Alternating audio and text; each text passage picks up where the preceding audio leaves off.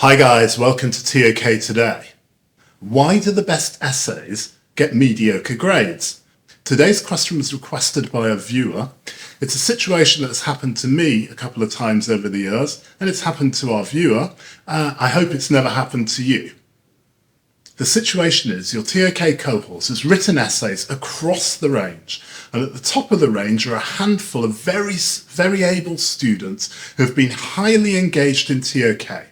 They've been really enthusiastic, near absorbed in the whole process, having frequent meetings and conversations with you, doing extra reading, extending their ToK knowledge. They've written sophisticated essays that you've mentored them through, and then you think the essays are great, you send them off for assessment, and when you get the results, those few top essays have got maybe 5 out of 10. And then there are some perfectly competent essays that tick the boxes and they've got 8 out of 10. And you think, well, why have the best essays got 5 or 4 out of 10 and the okay-ish to good essays have got 8 out of 10? Well, today I want to go through some of the reasons why that might happen and some of the solutions that we can take to stop it from happening. But before I do that, I'm going to have to shamelessly beg. We've got a few more subscriptions. I think we're on 5.4% of watchers are now subscribed. But if you could give me a subscribe or a like, I'd be super grateful. It helps to build this free ToK learning space here. And yeah, it'd just be a great thing to do for IB educators. Let's get into the causes of why the best essays might get mediocre grades. So potential cause 1 of the mediocre grades is familiarity. And familiarity which can lead to missing out on the basics. Undoubtedly, you as the teacher have been on the ToK journey of essay development with the student. You shared in the excitement of exploring new topics and new ideas.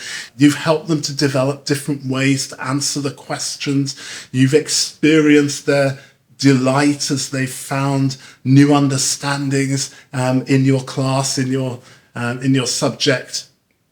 And you've participated in the development of the knowledge arguments, the evaluations, the implications, strictly adhering to academic integrity all along, of course. And this leads to a high degree of familiarity with the final essay.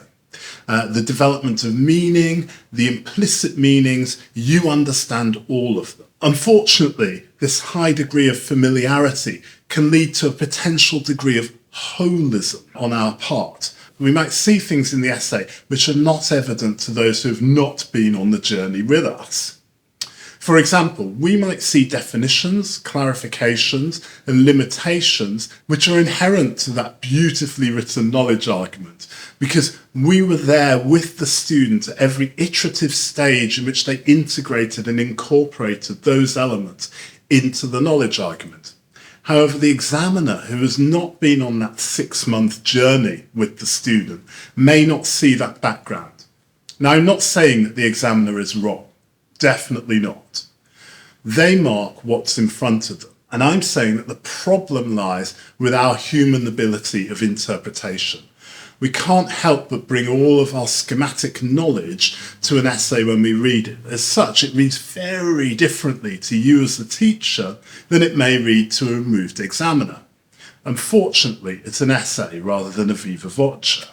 This familiarity has a concern in 2 main areas. The first one, covering the basics. The examiners are asked to use global impression marking, a holistic approach, but they also are asked to use an assessment rubric. One of the things that the examiners might do is to check that the basic elements of the assessment rubric are in place so that they can place the essay into one of the marking bands. Those basic elements may no longer be sufficiently evident in an essay which has become highly developed over successive iteration. Those elements are evident to the teacher with the background knowledge, but may be too implicit for the examiner. Further, the examiner may have to make assumptions about the student's understanding of those basic elements in order to credit them.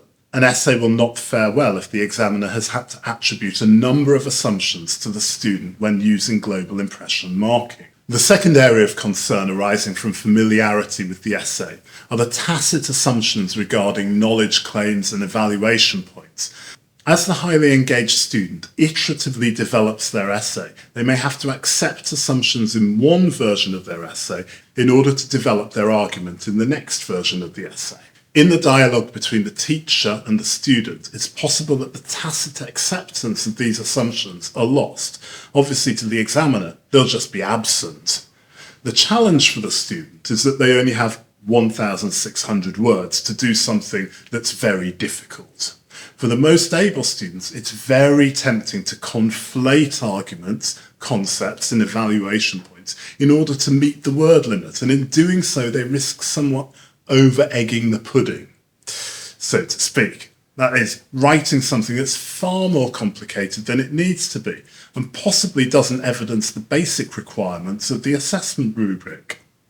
The third and final possible cause of the mediocre grades is to do with seeds and tolerance. This is to do with the mechanics of the examining process, specifically with the seeding and tolerance processes. In order to ensure the reliability of the marking, examiners are given essays which have already been marked by the chief examiner. We call these seeds, and the seeds appear to the examiner just like any other essay. They don't know that the chief examiner has already marked it, and the examiner has to mark the seed essay within 1 mark either side of the chief examiner's mark if they wish to continue marking. And if they mark more than 1 mark away, which is said to be out of tolerance, then they are either suspended from marking or they're withdrawn from marking.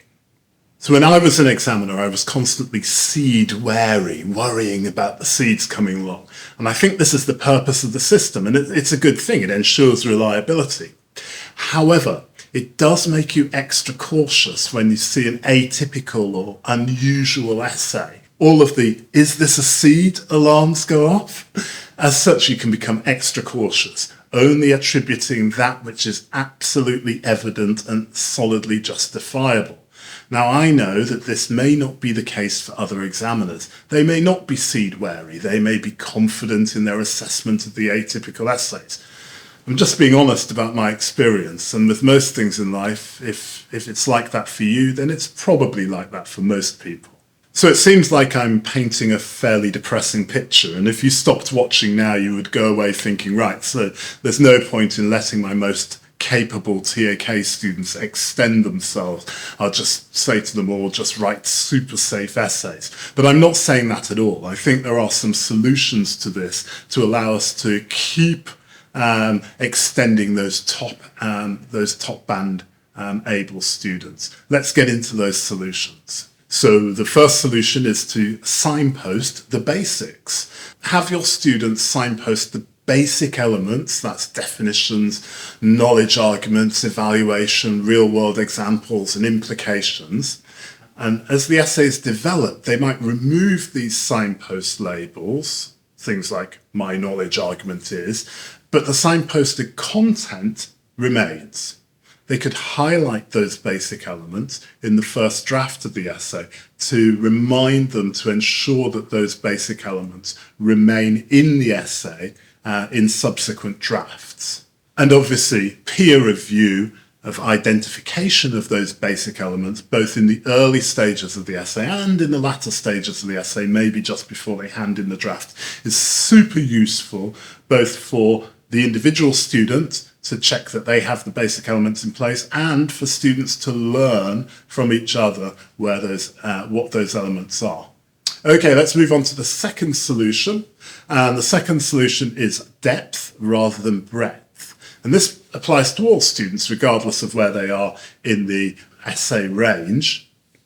But it's particularly pertinent for those students who are finding it difficult to fit all of their arguments into the 1,600 word limit.